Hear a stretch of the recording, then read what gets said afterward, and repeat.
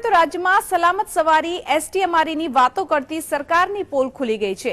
જીએસટીવીની ટીમે કરેલા સર્વેમાં એસટી બસની વાસ્તવિક હકીકત સામે આવી છે। ત્યારે જોઈએ અમારો એસટી બસની સ્થિતિ અંગેનો ખાસ અહેવાલ।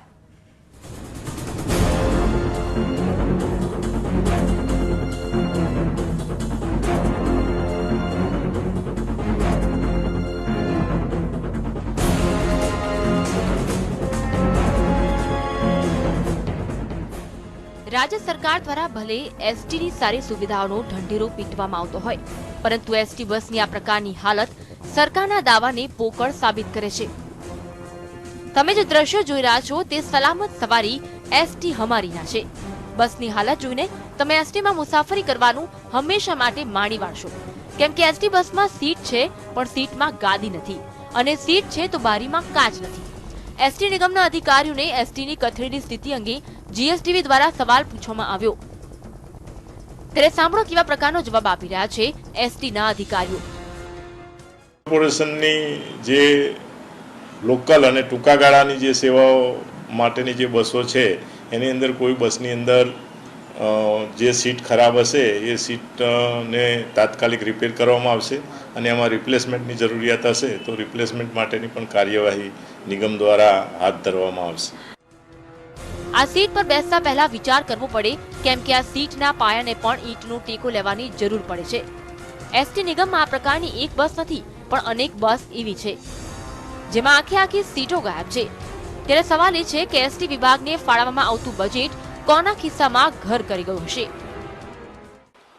અમદાવાદ એસટી નિગમ દ્વારા જે પ્રમાણે જે વાયદા કરવામાં આવતા હોય છે કે એસટી બસની જે તમામ કન્ડિશન સારી હોય છે, પરંતુ જે પ્રમાણે અમદાવાદથી ધોળકા જતી જે એસટી બસની જે કન્ડિશન જે છે એ હું તમને બતાવવા માંગીશ કે તમે જોઈ શકો છો કે જે આ એસટી બસની જે સીટોની જે હાલત જે છે એ દયનીય છે, જેના કારણે મુસાફરોને હાલાકીનો સામનો કરવો પડી શકે છે, સાથે જે મુસાફરોનો જીવનું જોખમ પણ છે।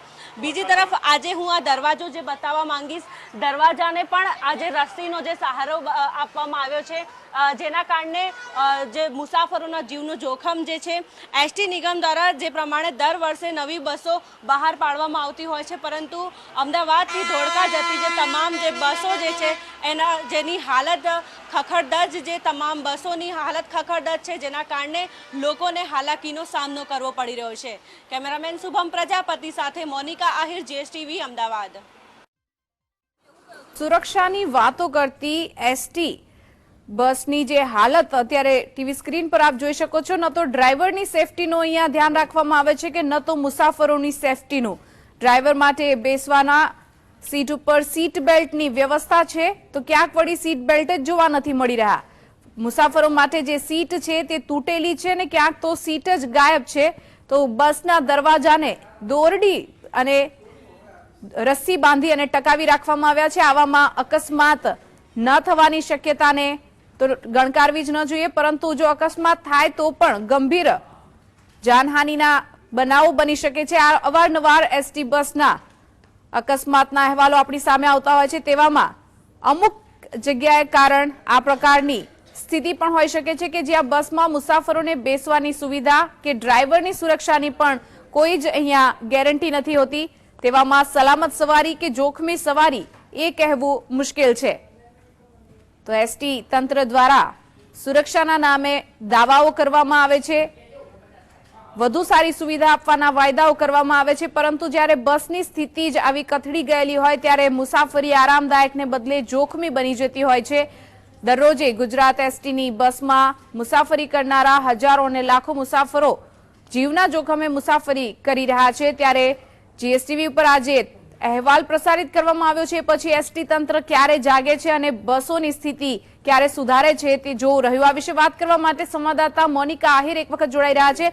જી મોનિકા, જે એસટી બસોની સ્થિતિનો આપણે અહીંયા ચિતાર રજૂ કર્યો છે કે ડ્રાઈવરની સીટ છે એના સીટ બેલ્ટ નથી, તો મુસાફરોની સીટો તૂટેલી છે, દરવાજાને દોરીથી બાંધવામાં આવેલા છે। આના વિશે અત્યારે અહેવાલ પ્રસારિત થયા બાદમાં કે એના પહેલા કે એસટી તંત્ર દ્વારા કોઈ પ્રતિક્રિયા સામે આવી રહી છે ખરી? બિલકુલથી સોનલ, જે પ્રમાણે એસટીની જે ખખડધજ જે હાલત જે છે અવારનવાર અહેવાલ પ્રસારિત કરવામાં આવતું હોય છે, પરંતુ આજે ભ્રષ્ટાચારનું જે એસટીમાં જે થયું છે સામે, જેમાં અધિકારીઓ પણ આ મુદ્દે કંઈ પણ બોલવા નહીં ઈચ્છી રહ્યા છે, કારણ કે અવારનવાર આવી રીતનાનું બનાવ બનતું હોય છે. આજે તમામ જવાબદારી જનરલ મેનેજરની હોતી હોય છે, ડેપો મેનેજરની જવાબદારી હોય છે.